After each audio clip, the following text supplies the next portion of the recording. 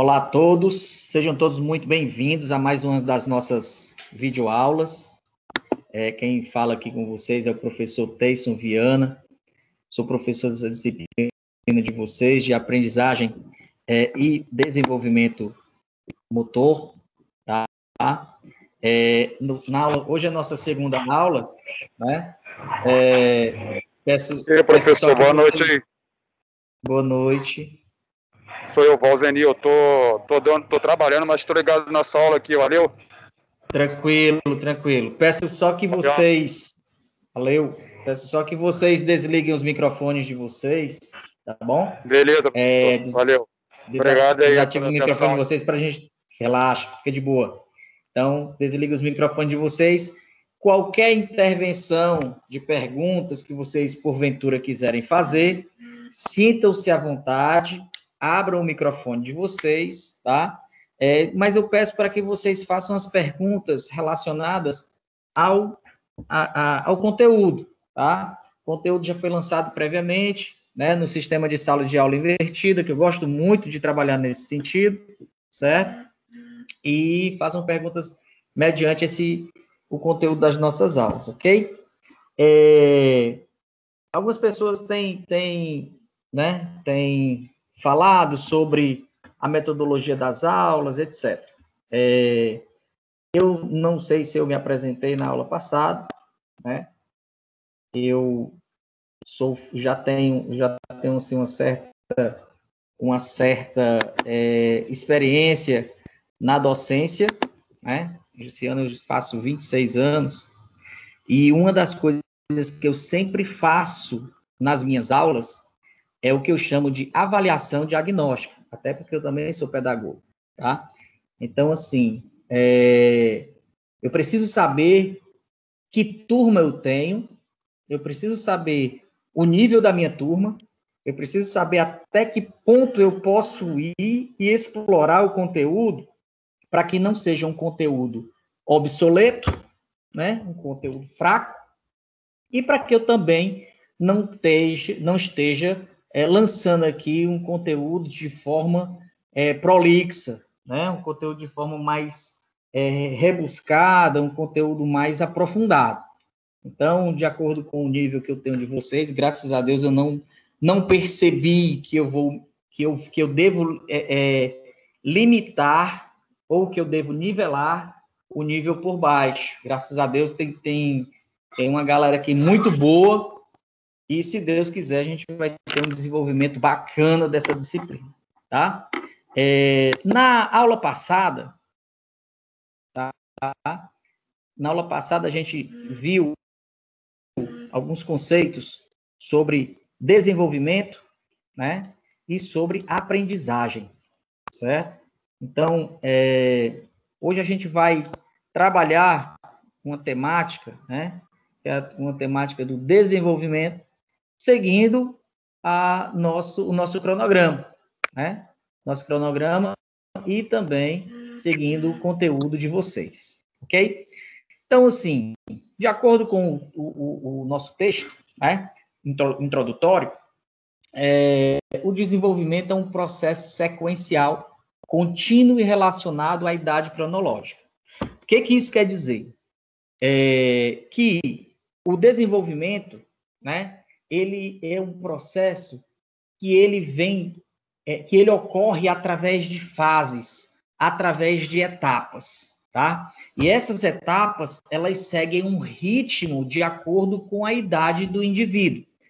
Então, à medida que o indivíduo ele vai crescendo em relação ao seu tempo de vida, tá? Necessariamente, de uma forma fisiológica, de uma forma natural, né? Vamos dizer assim, de uma forma normal, não patológica, né?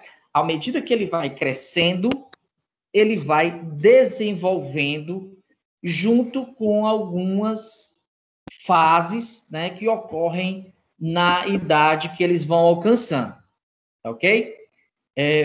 Valzenir está com a mão levantada, não sei se ele quer perguntar alguma coisa. Valzenir?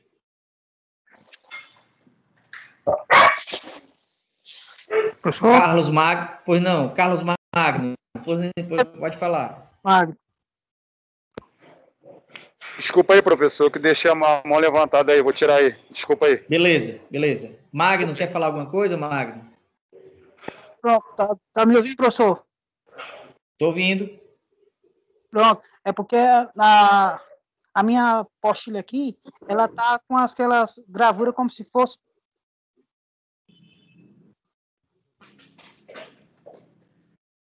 Rafael, eu não estou conseguindo ouvir o Magno direito. Rafael, tem alguma dúvida, Rafael, do conteúdo?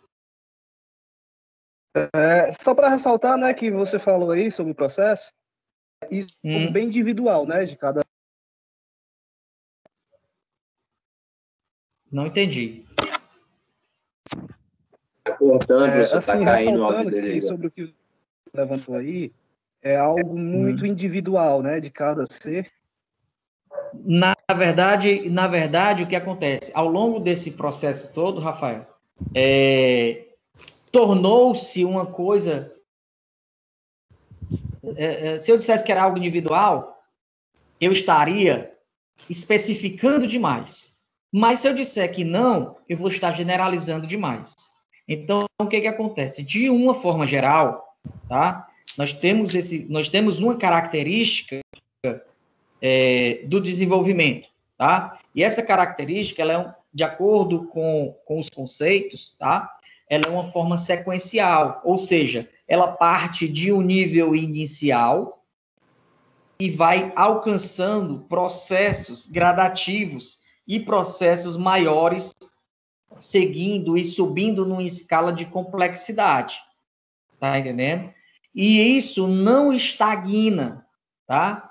Esse processo é um processo contínuo, um processo que vai até ao longo da nossa vida, enfim, até chegar à nossa morte em relação a esse desenvolvimento, certo? E esse desenvolvimento está relacionado diretamente com a nossa idade cronológica. Por exemplo, crianças com 3 meses de idade, tá? Elas têm uma motricidade um pouco mais grossa, ela não tem uma motricidade fina definida, ou seja, são movimentos rudimentares, como a gente chama, tá? Então, são movimentos bem rudes. Com 4 meses de idade, a criança ela já vai começando a virar e a girar. Com 6 meses, ela já consegue ficar sentada. Então, assim, veja só a sequência de desenvolvimento, tá? A sequência desenvolvimentista que essa criança ela está desenvolvendo, tá? Então, assim, ela é sequencial, porque ela segue um ritmo ordenado, tá? Ela é contínua e vai se relacionando também de acordo com a idade cronológica de cada um, certo?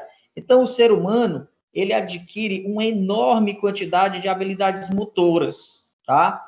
Que são as habilidades motoras? É andar, correr, saltar, enfim.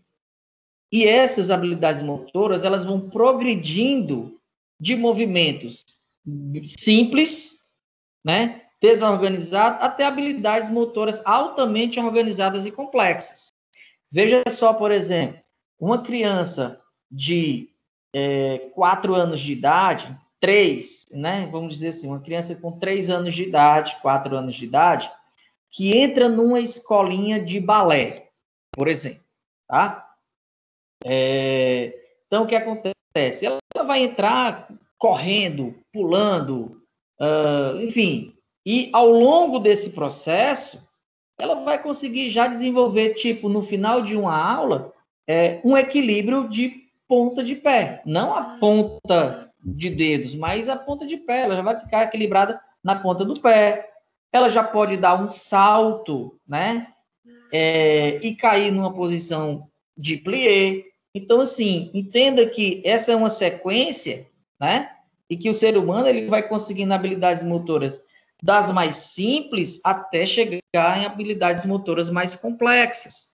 E esse processo de desenvolvimento, ele ocorre de uma maneira dinâmica, né? Ou seja, de uma maneira muito rápida, ele é suscetível a ser moldado a partir de inúmeros estímulos externos, como, por exemplo, o comando do professor, né? Como, por exemplo, uma música, um comando de uma música, tá? Clima, enfim, qualquer estímulo externo, até mesmo o barulho de uma sineta, ele vai estimular o desenvolvimento desse indivíduo, tá? Ana, pois não, meu amor, quer falar alguma coisa? Sim, professor, me tirou uma dúvida. Eu queria saber se, tipo assim, com o passar do tempo, né, tipo, a gente nasce, vai aprendendo, né, desenvolvendo habilidades motoras e com o passar dos anos, né, quando a gente chega assim na velhice, né, que a gente... Porque, tipo assim, né, eu já cuidei de minha avózinha, minha mãe, então, tipo assim, com o passar do tempo, começa a perder as habilidades motoras, tipo, executar com mais dificuldade, né? Na verdade, Ana, o que acontece? Com o passar do tempo e a partir de uma determinada faixa de idade, né, vai acontecendo uma desidratação, né, de algumas cartilagens, de alguns espaços espaços interarticulares, tá? Então, o que acontece? Com essa, vamos dizer assim, essa ressecamento, vamos dizer, se eu não quero dizer essa palavra, mas eu estou acabando dizendo, tá? Essa desidratação, na verdade, melhor dizendo, ela vai ocorrendo de uma forma gradual. Por quê? Porque não está acontecendo nenhum estímulo naquela articulação. Mas a partir do momento em que o indivíduo, ele torna-se um indivíduo ativo em relação à atividade física, tá? A velhice ela é retardada, né? Estudos comprovam isso, em que quanto mais eu tenho estímulos de atividades motoras, menos eu vou sentir o reflexo da velhice chegando. Vou comparar aqui a minha mãe, que tem 69 anos de idade, né, com a minha avó, quando ela tinha 69 anos de idade.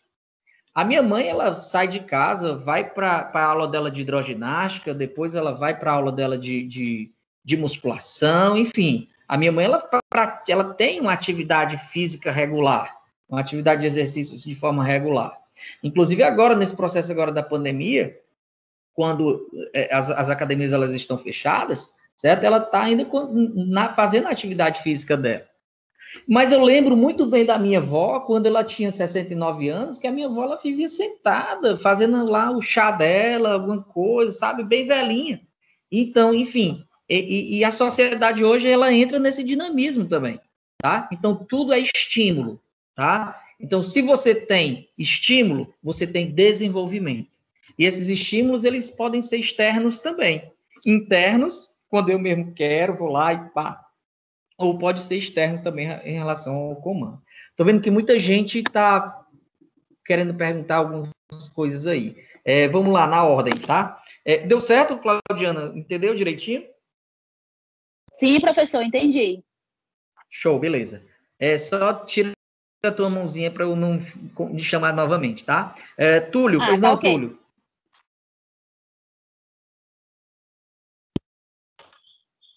Opa, professor, boa noite a todos. A minha pergunta também é um pouco parecida com a dela. Tá conseguindo escutar aí, normal? Estou sim. Pode falar. A pergunta é semelhante à dela.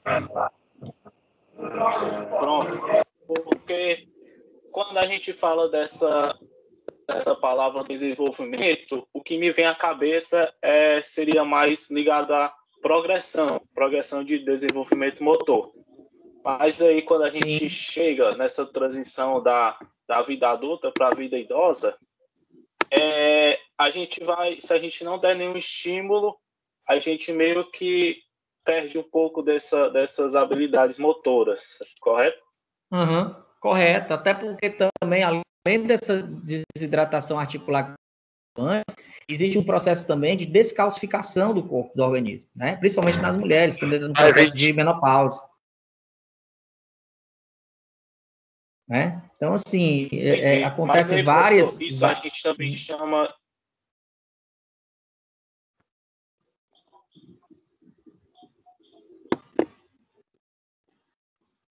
Vamos para frente. Não estou conseguindo escutar o Túlio e depois fica para uma próxima oportunidade, tá bom?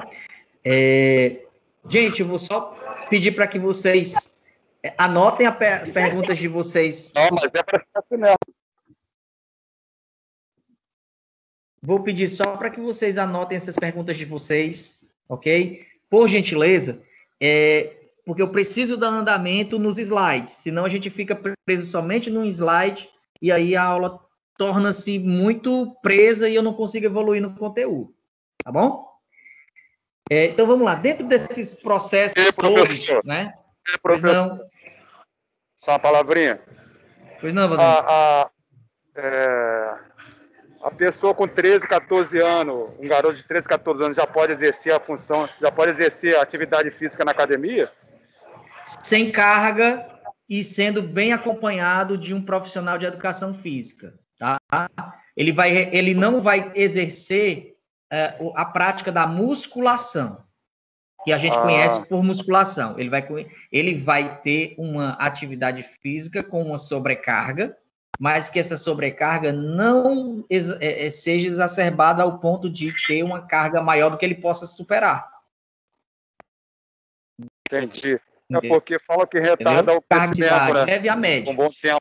Tá bom? Para que não atrase, para que não atrase o desenvolvimento e o crescimento também e não estimule. Porque o que acontece? Foi boa essa tua pergunta também, porque reflete com relação ao slide anterior. Com a prática da atividade física, o que acontece? Estímulos internos também são desenvolvidos. Então, eu tenho por exemplo, se eu pratico certas atividades físicas, eu desenvolvo um pouco mais, por exemplo, nos meninos, né? Principalmente na puberdade, com 12, 13 anos. Eu vou estimular a produção de testosterona. O que acontece lá na frente? Lá na frente eu começo a fechar os discos epifisários. O que é isso? Esses discos epifisários, eles fazem parte do processo de calcificação óssea. E aí eu fecho os discos epifisários e atrapalho a situação do crescimento. Tá bom? Obrigado aí, professor. Então vamos lá para frente. Nada. Perguntas agora só no final, tá bom, gente? Por favor, porque senão...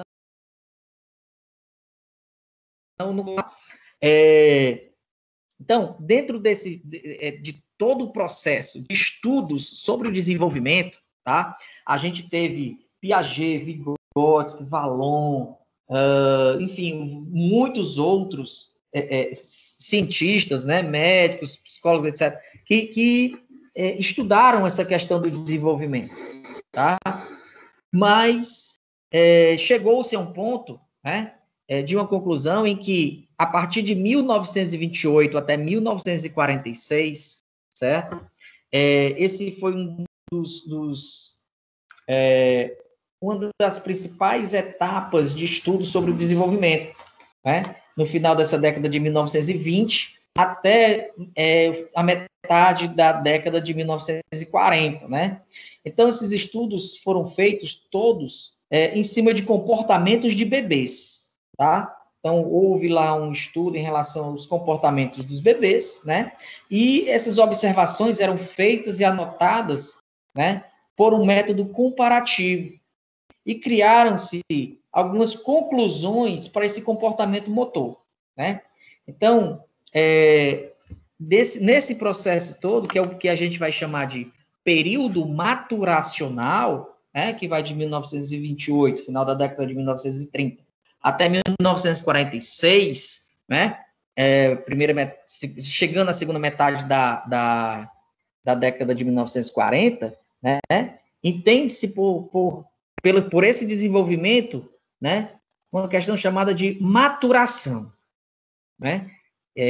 Perceberam que existia, além do desenvolvimento, né, além do crescimento, o desenvolvimento. Mas esse desenvolvimento vinha sendo a partir de um processo biológico, aonde o indivíduo ele se desenvolvia a partir de um processo maturacional. Tá? Então, o que é a maturação? Ela refere-se a mudanças qualitativas que permitem a progressão até níveis mais elevados de funcionamento. Por exemplo, supondo que eu tenha na minha casa, né, um pé de caju. Então, o que acontece? Esse caju, ele vai brotando, né, da castanha, ele vai criando aquele maturi, né, como a gente chama, e ele vai se desenvolvendo, ele vai crescendo aquele corpo dele, né, do caju, tá? Vai crescendo aquela parte toda do caju, e de repente eu vejo que ele está verde. Para o meu gosto, tá? Pode ser que para outra pessoa sirva, mas para o meu gosto, aquele caju, ele não serve. Por quê? Porque ele precisa amadurecer um pouco para o suco dele ficar palatável para o meu gosto. Então, o que eu preciso fazer? Deixar o tempo fazer a parte dele. Ele vai prosseguir com o seu tempo, né? O tempo de maturação do fruto, para que eu possa colhê-lo e para que eu possa degustar aquele fruto, apesar né, do fruto realmente ser a castanha e não o próprio caju. Mas, enfim, e aí eu espero que tenha esse processo de maturação para que ele tenha uma qualidade, né, no meu paladar. Se eu deixá-lo mais tempo no pé, né, pode ser que ele caia naturalmente, tá? E aí, se eu não colhê-lo lá do chão, ele vai acabar apodrecendo, porque ele não vai ser mais estimulado pela própria planta a se desenvolver. Não sei se vocês estão me entendendo, tá? Mas o ser humano, ele é dessa forma, tá? Ele nasce, né? E a partir de bebês, nós precisamos estimular aqueles bebês para que haja um desenvolvimento. E ao longo desse processo de desenvolvimento, existia um processo de maturação ou de maturidade daquele indivíduo, tá? Então, nesse processo, né, nesse período todo, melhor dizendo, estudos foram feitos em cima desses comportamentos, né? E eles geraram alguns padrões que foram explicados, por exemplo, com relação a bebês, vamos dizer, bebês brasileiros, né, com até 8 meses de idade, né, de 0 a 3 meses, ele tem esse comportamento. Bebês de 4 meses a 6 meses, ele tem esse comportamento. Então, tornou-se um padrão. Tanto faz os bebês brasileiros com essa faixa de idade, como os bebês australianos, tá? Eles vão ter o mesmo processo maturacional, certo? E isso, através desse comportamento, né, que foi detalhado e foi percebido pelos estudiosos, tá? Que pôde se fazer vamos dizer assim, uma tabela padrão, né? E hoje a gente conhece essa tabela padrão dessa forma, tá? E aí criou-se algumas explicações para o desenvolvimento motor desses indivíduos. Pois não, Diego? Queria falar alguma coisa? Boa noite, Teyson. Boa noite. Opa. Só falar em relação à questão de ressaltar a questão da atividade física em relação a quanto antes, né, a gente começar a praticar uma atividade física juntamente, né, coligado com uma boa alimentação, né, lá na frente a gente vai colher, né, os frutos, né, que é uma idade que a gente vai ter saúde, né, que a gente vai poder ter mobilidade, né, e ressaltar também, né, que a atividade física é muito importante para essa questão, né, de futuramente a gente estar se sentindo bem melhor. Né? Vamos lá. Em cima do que você falou, era o que eu já ia falar, eu vou só complementar da seguinte forma. Os estímulos, eles são dados, mas não queira que esses estímulos gerem uma habilidade motora específica feita de uma forma, como é que eu vou dizer, que tenha uma performance, certo? Em grau de excelência. Por exemplo, eu estimulo a minha filha no balé, para ela saltar e dar um rodopio, tá? Então, vou estimular isso. Ela vai saltar, dar um rodopio e cair de ponta, certo? Vamos lá. Só que eu vou estimular, mas com a idade dela, ela não vai ter o desenvolvimento motor para isso. Mas eu vou estar dando estímulos para que ela, um dia, quando chegar no processo de maturidade dela, ela tenha um desenvolvimento satisfatório, porque antes ela já teve uma aprendizagem motora. Você está entendendo? Então, assim, como a gente está falando aí no slide, o que é o desenvolvimento? O desenvolvimento é a aprendizagem, vamos dizer assim, do gesto motor, do jeito que o Diego está falando aí, a aprendizagem do gesto motor, mas eu tenho que esperar esse tempo de maturação. Para quê? Para que eu tenha um desenvolvimento saudável.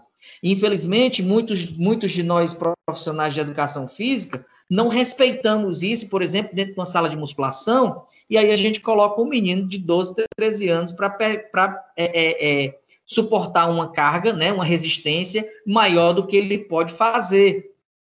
Certas vezes também, muitos de nós profissionais de educação física, chegamos numa quadra e exigimos uma performance, né, uma qualidade técnica muito refinada de um menino numa quadra de futsal, de vôlei, de basquete, tá? Mas ele não tem maturação ainda para acontecer, né, para que ele aprenda aquele gesto motor, para que ele tenha um desenvolvimento saudável. E aí o que acontece? Vulgarmente chamamos de queimas de etapas, o queima do desenvolvimento. E aí esse processo todo ele vai por água abaixo. Tudo que você planejou para a vida esportiva desse menino pode jogar no mato, certo? Por quê? Porque, vulgarmente falando, a gente apertou o parafuso mais forte do que o torque que ele pode suportar. Ou, se você não fez o desenvolvimento tranquilo, é porque o estímulo de aprendizagem pode ter sido pouca também, tá? Então, o indivíduo, ele é como um torque de um parafuso. Tem que ser apertado na pressão correta, porque se você acochar demais, o parafuso ele pode estrompar. Se você deixar frouxo demais, esse parafuso ele vai ficar, a engrenagem ela vai ficar trelando, tá? Então ele tem que ser apertado no torque correto, na força, numa pressão correta, para que ele desenvolva de uma forma tranquila, calma e serena, como dizemos na nossa santa palavra de Deus. Deu certo, Diego? Beleza. Tiago, pois não, Tiago? Em relação a essa dúvida aí do 4, eu gostaria de saber, tipo assim, com que idade eu já poderia estimular uma criança de 1 ano e meio, 2 anos, a fazer uma atividade aeróbica, pelo menos, já para ele aprender a ter disciplina e concentração. Deixa ele brincar. Para que estimular um menino com 2, 3 anos? Deixa ele amadurecer, deixa ele crescer, deixa ele brincar. São jogos e brincadeiras. O estímulo tem que ser a partir disso, de brincadeiras e livre, né? Vou te dar um exemplo aqui meu, dentro da minha própria casa. Meu filho começou a fazer judô, tinha 3 anos de idade, né? Ele entrou no judô, brincou um monte lá, ganhou umas medalhas, etc. E tal. E aí chegou um tempo que ele... Papai, quero ir pro futsal. Massa, vai pro futsal. Papai, enjoei do futsal, quero voltar pro judô. Massa, volta de novo pro judô. Depois de um tempo, papai, quero fazer natação. Vai para natação. Então, assim, o tempo não é seu. Você deve estimular, mas não deve apertar o parafuso mais do que o torque pode suportar. Porque o que vai acabar acontecendo? Esse teu exagero de estimular na atividade física aeróbia ou anaeróbia, ou etc., enfim, pode acabar desestimulando, certo? O indivíduo para a prática da atividade física. Mas a questão é só em questão de disciplina mesmo, sabe? Para ele fazer movimentos básicos, como, por exemplo, saber colocar uma coisa no lugar, tá entendendo? Não fazer... Psicomotricidade. Ele conhece, tá entendendo? E aí eu te indico, sabe o quê?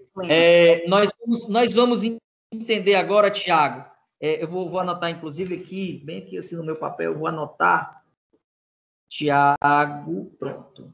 E quando a gente vai entender sobre o crescimento, tá? Que o crescimento que a gente vai dizer que céfalo caudal e próximo distal, tá? A gente vai já falar sobre isso aí, eu vou citar novamente, tá bom? Só para a gente fechar aqui, certo? O Alberto levantou a mão aí faz um tempinho. Pois não, Alberto? Professor, boa noite. Boa. A aprendizagem mais a maturação gera esse desenvolvimento no indivíduo já a partir até do útero da mãe, né? Que já estão sendo observados há muito tempo, até aqui a gente aprendeu isso. Mas o crescimento ele vai a partir daí. Daí, né?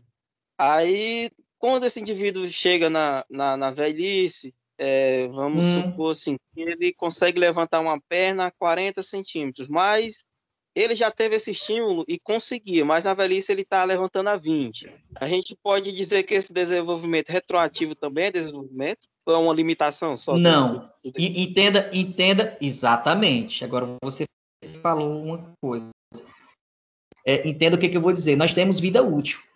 Nós não somos objeto, mas nós temos vida útil, certo? Então, assim, existe um princípio também que vocês vão aprender futuramente aí, o princípio da fisiologia do exercício, que chama-se princípio da individualidade biológica, tá? Então, assim, o que a minha mãe faz com 70 anos de idade, né, com 69 anos de idade, a sua mãe com 69 de idade pode não fazer, ou pode fazer muito melhor. Quem vai dizer isso? A individualidade de cada pessoa, tá? De cada indivíduo. Então, o que acontece? Existe ao longo do tempo, nós vamos perdendo tônus muscular.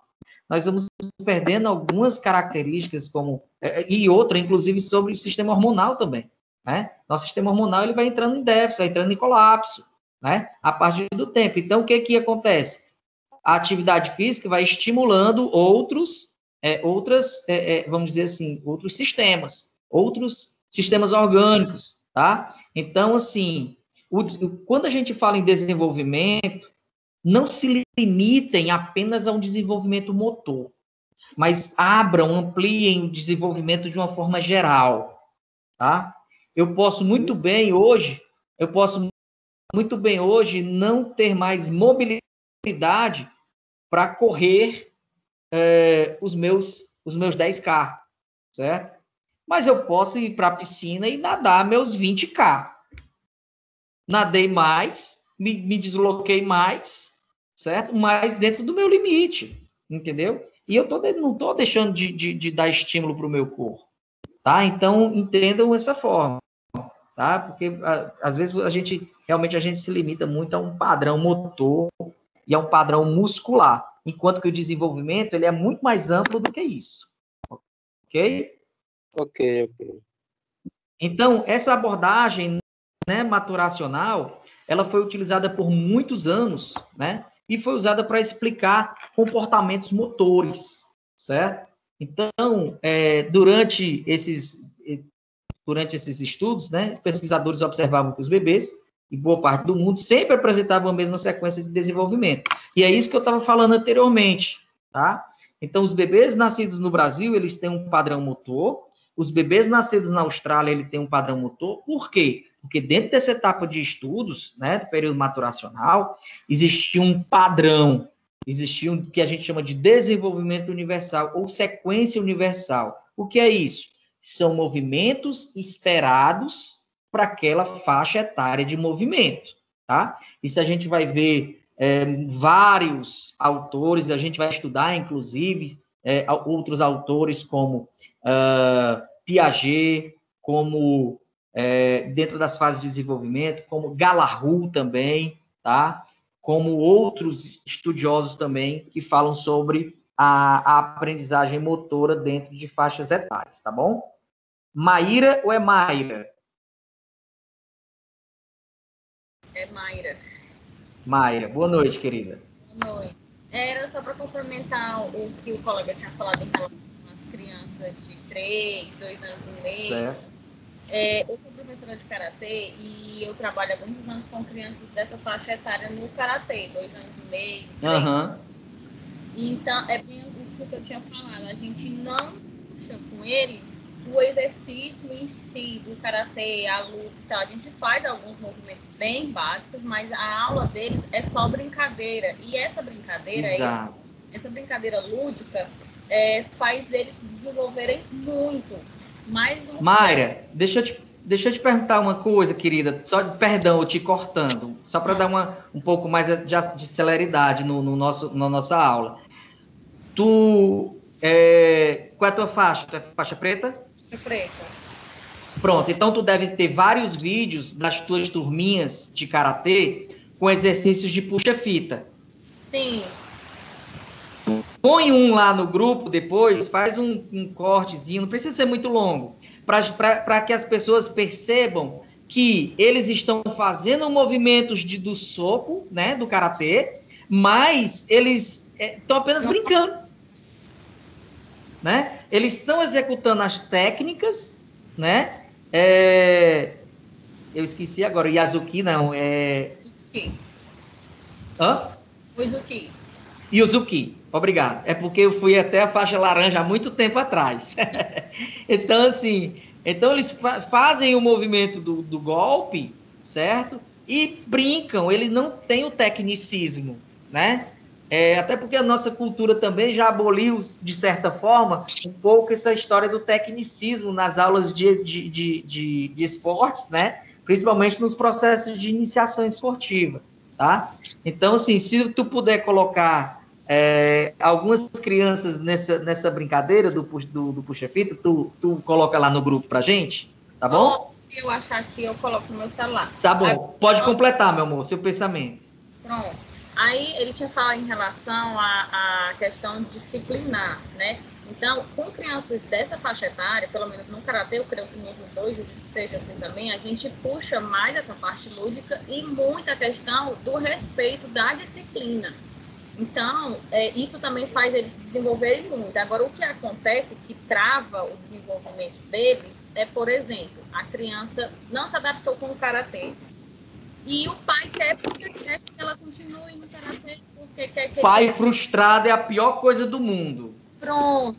Aí a criança trava, a gente pode fazer 1000 brincadeiras, 1000 exercícios, e ela não vai desenvolver, porque não é o que ela quer. Não é a vibe dele, não é o que ele quer.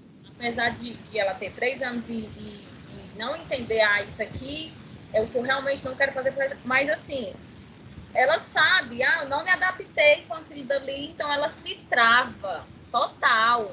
Aham. A maior frustração da minha vida foi o Pedro ter deixado o judô. Mas o que eu posso fazer? Eu vou forçar? Não vou de jeito nenhum.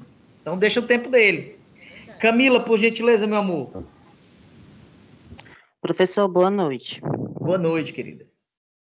Professor, eu acho assim, pelo tempo de aula, 50 minutos, para as pessoas, por favor, deixar de fazer essas perguntas. No final, o senhor libera 10 minutos para fazer pergunta, porque elas fazem muita pergunta que às vezes fogem do contexto, e às vezes tem a ver com o contexto, só que a gente acaba saindo totalmente do foco de perguntas que, em si, agora não vai levar em nada, que é mais fácil eu dar o contexto e depois todo mundo tirar todas as perguntas, ou chamar o senhor no privado, todo mundo tem o WhatsApp do senhor para isso, para depois fazer esse tipo de pergunta. Vamos lá, concordo em parte com você, tá? Só um minutinho.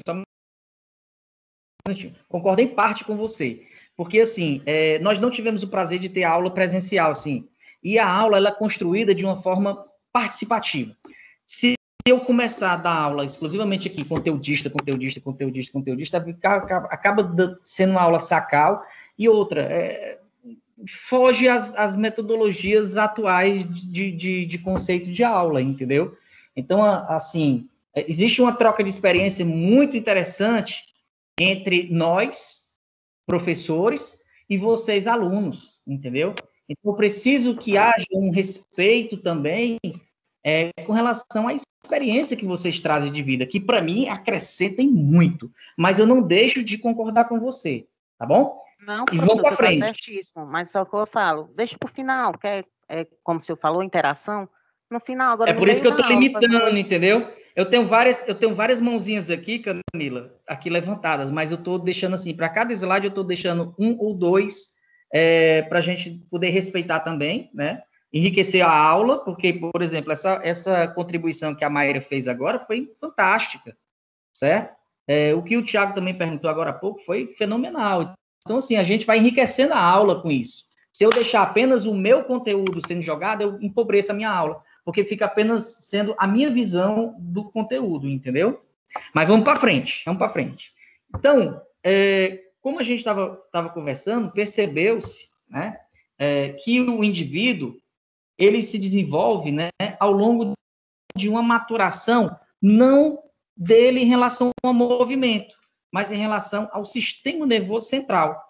Logo, as mudanças e o desenvolvimento no sistema motor acontecem mediante essa maturação do sistema nervoso central, certo? Então, assim, de acordo com o texto, né, estudiosos concluíram que esse desenvolvimento, fruto da maturação do sistema cerebral, e não adiantava oferecer nenhum tipo de estímulo ou interferência externa. Foi o que a gente falou agora há pouco tempo, né? Se eu não me engano, foi o Thiago que falou. Então, não adianta eu pegar e estimular demais aquela criança em uma faixa etária que ele não vai ter aprendizagem, né? Aliás, perdão, que ele não vai ter desenvolvimento. Por quê? Porque ele não vai ter maturação biológica para desenvolver aquela atividade que foi proposta, né? Aquela atividade técnica que foi para ser aprendida. Então, lá na frente, ele vai desenvolver. Mas quando? Quando ele tiver o sistema nervoso dele desenvolvido, né? E que os sistemas de neurônios aprendam o comando, né? Para que o corpo deles possa desenvolver uma memória motora, tá? Então, é mais ou menos isso que acontece. Nós temos aí a experiência aqui dos gêmeos, Johnny e Jimmy, tá? Vocês têm na apostila de vocês, certo? Em que os gêmeos, eles foram submetidos, um foi submetido a estímulos, né? E outro não. Então, o que foi submetido a estímulos, ele teve um desenvolvimento lá na frente muito melhor do que o outro que não teve. Mas não nesse momento, tá? Por mais que a cientista aí tenha feito movimento, estimulado o movimento de marcha do gêmeo, mas ele não andou nessa etapa. Por que ele não andou? Porque ele não tinha maturidade biológica para isso. Tá dando para entender? Então, assim, não adianta você estimular muito agora. Você tem que estimular no tempo certo, para que haja aprendizagem e para que haja desenvolvimento também do indivíduo, tá? E daí foi onde eu marquei até aqui o Thiago, com relação aos alguns princípios norteadores, certo? Sobre o estímulo, tá? Então, postulou-se esses norteadores que o desenvolvimento infantil, o desenvolvimento do indivíduo, ele ocorre em dois sentidos. Primeiro, o céfalo-caudal, não necessariamente nessa mesma ordem, noite, tá? Professor. Boa noite. Só um minuto, por gentileza. Então, assim, o desenvolvimento, né? Céfalo-caudal, ou seja, o indivíduo ele vai se desenvolvendo da cabeça, né? Na direção cabeça até pé. A gente pode perceber isso, por exemplo, em bebês, né? A gente percebe que com 2, 3 meses de idade tem aqueles movimentos bem rudimentares, mas ao longo do tempo, os movimentos das mãos, né? Vão se tornando movimentos mais precisos em relação das pernas, tá? E esse movimento também dos braços, do movimento também próximo distal, quer dizer, os desenvolvimentos ele vai acontecendo também no sentido de dentro para fora. O desenvolvimento vai acontecendo no movimento de cima para baixo e acontecendo também no sentido do meio para os membros, entendeu? Então, assim que ocorre o desenvolvimento do horário. O desenvolvimento do indivíduo, tá? Outro período também, né, que a gente deve ter né, por perceber, é o período normativo descritivo. Então, foi um período em que muitos cientistas, médicos, profissionais, outros profissionais, eles deixaram de pesquisar, né? Deixaram de fazer essas pesquisas e deixaram a cargo dos profissionais de educação física, tá? Então, os profissionais de educação física tiveram esses padrões motores que vieram dessa primeira etapa do maturacional, certo? Sendo postulados e sendo confrontados dentro da escola. Então, para que indivíduo que tem mais menino para cuidar do que professor de educação física dentro da escola, né? Então, aconteceu também, dentro desse processo, além dos estudos dos profissionais de educação física, tá? Aconteceram também uma série de avaliações dentro da área da educação física, né? De uma forma geral, para desenvolver e ou também melhorar as habilidades motoras dos alunos, tá? Uma vez que você, nas aulas de educação física, pode promover e pode propagar também esse tipo de desenvolvimento nas aulas, certo? Mas dentro de um padrão, dentro de uma faixa de desenvolvimento, tá? Sem queimar as faixas de desenvolvimento. Então, essas investigações do comportamento eram feitas utilizando medidas antropométricas, como peso, altura, envergadura, flexibilidade, né, grau de flexibilidade, né? E a esses dados, eles eram amplamente empregados em testes de avaliação escolar e esportiva, na construção de programas para melhoria da performance motora. Eu não sei se vocês aí já escutaram falar, né, ou já tiveram a oportunidade de trabalhar num projeto chamado Projeto Segundo Tempo. Projeto Segundo Tempo, a primeira coisa que eu já fui coordenador desse projeto, né, em um núcleo em Guaiúba, né, município que fica ali logo depois de Pacatuba. Então, a primeira coisa que a gente faz nas primeiras aulas logo são avaliações antropométricas, né, e avaliações também de desempenho, performance com os meninos. Por quê? Porque o objetivo do projeto era a descoberta de talentos, né?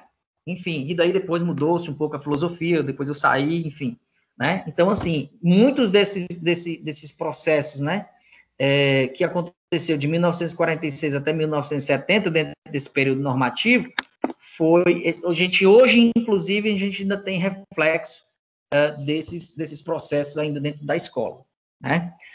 O período orientado ao processo, né, que varia de 1970 até os dias atuais, é um período voltado à preocupação do porquê do comportamento anterior. Então, nessa época, buscava-se no sistema cognitivo do bebê o que passava com ele, né, o que ele conhece e o que ele entende. Então, houve uma espécie de uma cartaz, né? Ou seja, por que esse indivíduo tem esse padrão motor? A pergunta era essa. Então, a gente ia avaliar o que era que tinha acontecido antes com ele, né? Então, dentro desse processo, a gente tem uns protocolos de investigação, de como foi a gestação do indivíduo, de como foi o processo de ambulação dele, etc. Tá?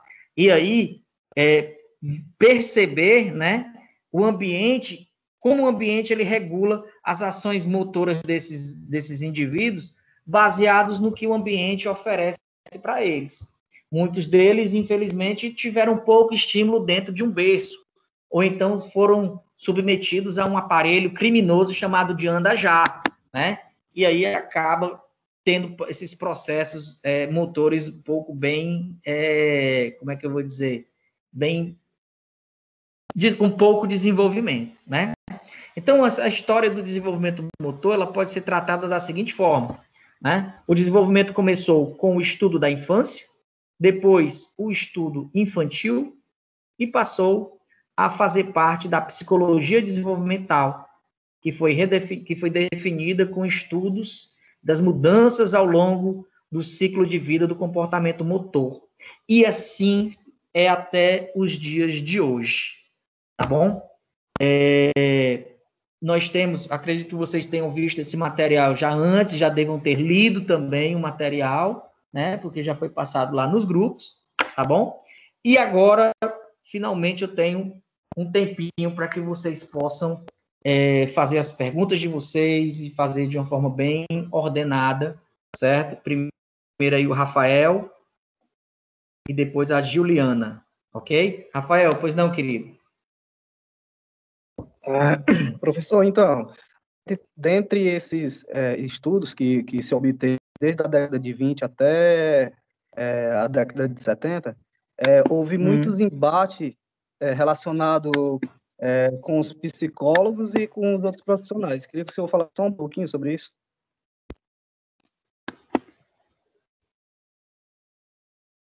Na verdade, quando a gente fala assim, sobre embate, a gente está os caras estivessem entrando num ambiente que não era um deles. Na verdade, Rafael, eles foi que começaram esse processo de pesquisa.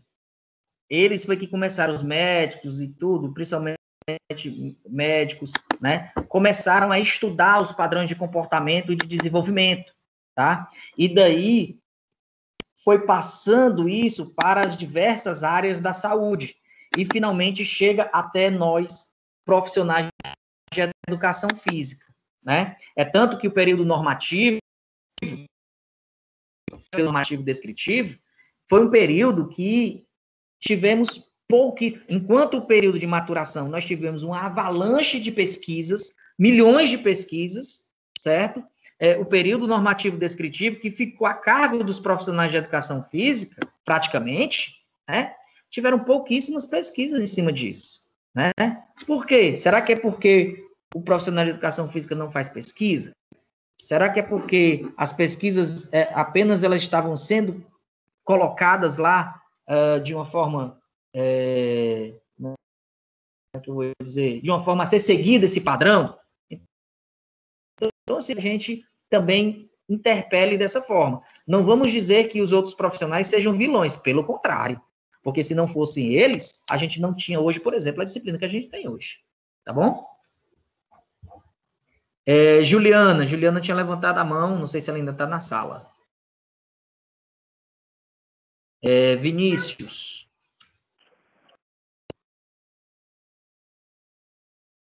Vinícius? Professor? Pois não? Deixa eu perguntar uma coisa. O senhor falou sobre as crianças e tal, e eu tenho um exemplo, eu não sei se o senhor chegou a ver, de um vídeo de uma criança, que eu acho que ela tinha 2, 3 anos no máximo, puxando uma escada atrás de uma máquina de lavar e subindo a escada. Ah, você não viu ainda o que a minha faz. Eu queria saber se isso é algo que tem que ser estudado ou é algo que é raro de se ver. Não é tão raro de se ver, certo? Certos movimentos, porque assim, a gente subestima muito as nossas crianças, entendeu? Então, assim, muitas vezes a gente não acha que a criança ela é capaz de realizar algum padrão, certo? De realizar algum movimento. Mas, no entanto, elas são muito... quando bem estimuladas, né? Quando bem estimuladas, elas realmente elas promovem alguns movimentos, sim, que a gente muitas vezes acha que aquilo ali não está acontecendo. Eu mesmo me surpreendo certas vezes aqui com certas coisas que a Bárbara faz, mas, assim, se for para o risco, né, dela em relação ao perigo, eu veto. Mas se não for, a gente desenvolve, tá? A gente procura ter um desenvolvimento, né? Para que aquele desenvolvimento ele aconteça de uma forma dentro de um padrão e de uma forma também para que não haja nenhum prejuízo, nenhum dano futuro ao desenvolvimento dela, tá bom? Tá bom, show. Obrigado, professor. Ramon, pois não?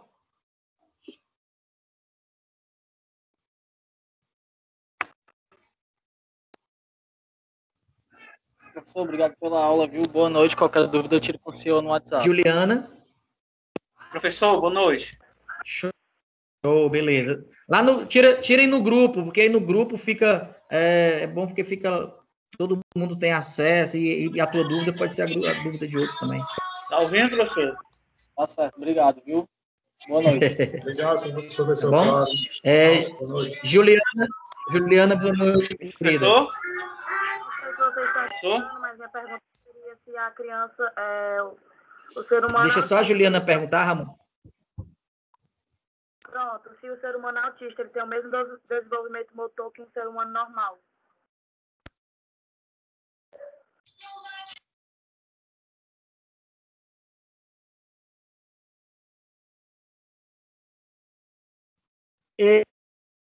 Que ele tenha o mesmo desenvolvimento, tá? Mas isso vai variar muito também de acordo com os estímulos que lhe é apresentado, certo? Muitas vezes a gente pensa como autista como se fosse sei lá, um bibelozinho, alguma coisa, enfim, mas a criança autista, né, o transtorno autista, né, do espectro autista, ele já tá, as pessoas que estudam, ele já tá assim muito bem desenvolvido, né, vários estudos, inclusive até com cursos de especialização, pós-graduação lato sensu, tá, e que essas crianças devidamente estimuladas, ela tem um desenvolvimento motor muito bom, né, muito bom mesmo, tá certo? Mas precisa também saber como tratar, como é que funciona direitinho o desenvolvimento, né, em relação ao público que tem transtorno espectro autista, tá bom?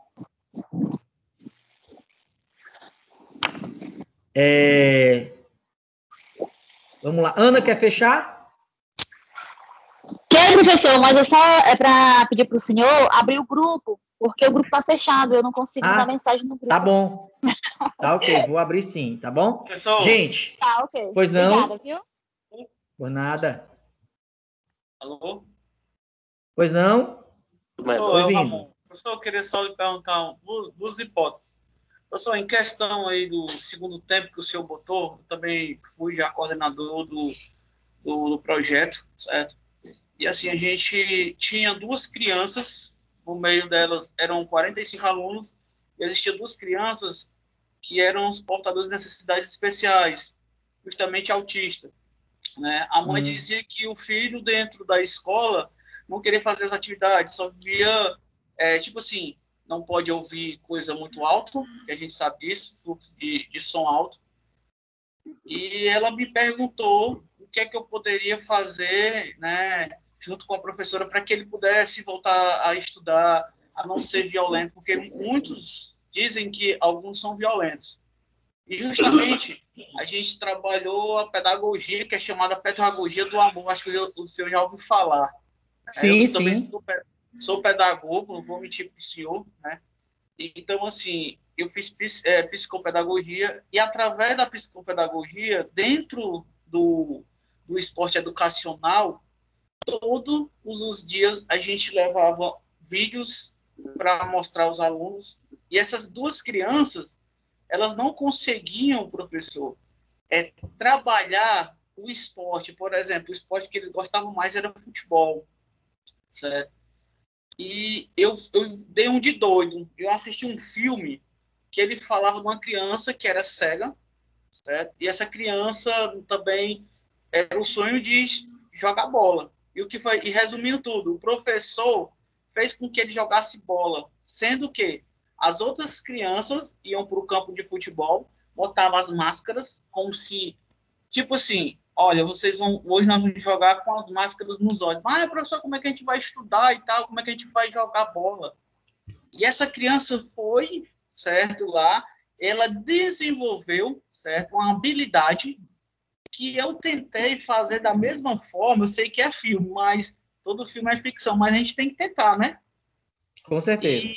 E através disso... mas assim, muitos filmes são todos feitos em cima desses filmes, a maioria deles são feitos em cima de coisas que realmente já aconteceram. Tá? Justamente.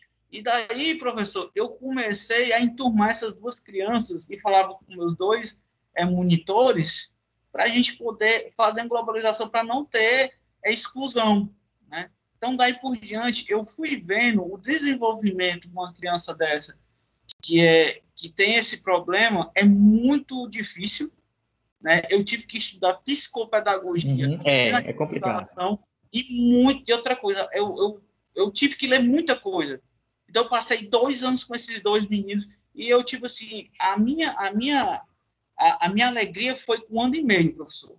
Foi um processo muito Te digo lento. uma coisa.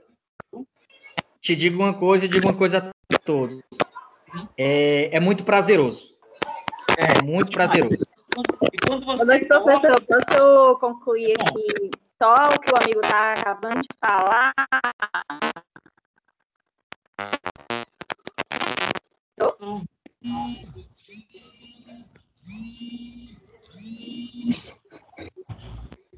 Oi? Opa. Alô? Professor? Sei.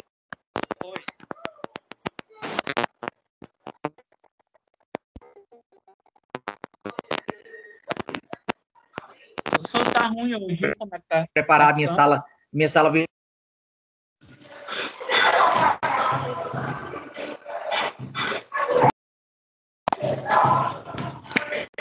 E aí, professor?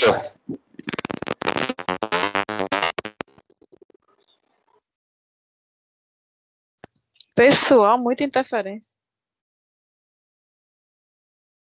Ó, você vai fechar, fecha. Ó, destrava aqui e joga pra lá, entendeu?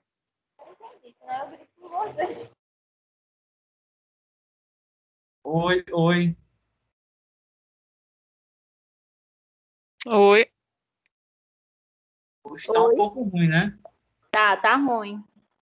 Vocês estão ouvindo, meninos? Oi. Oi?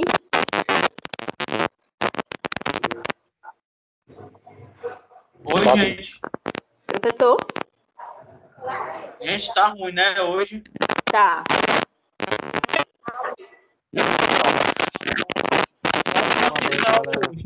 A interferência é muito... Tá ruim demais. Tá ruim o negócio. Nossa, tá horrível. Lili, Tauá, alô para Lili. Não, meu peixe, continua seu raciocínio aí, que eu achei interessante, cara. Alô aí pra Cida do Tauá.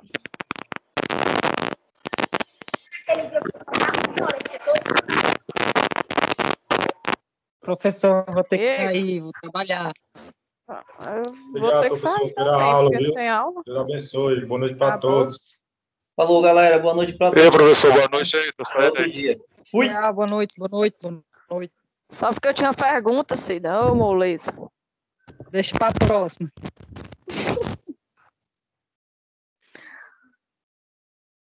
Ai.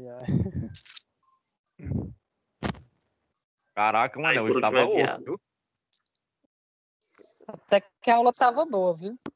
Não, a aula tava top. E aí, galera? Boa noite. Boa noite.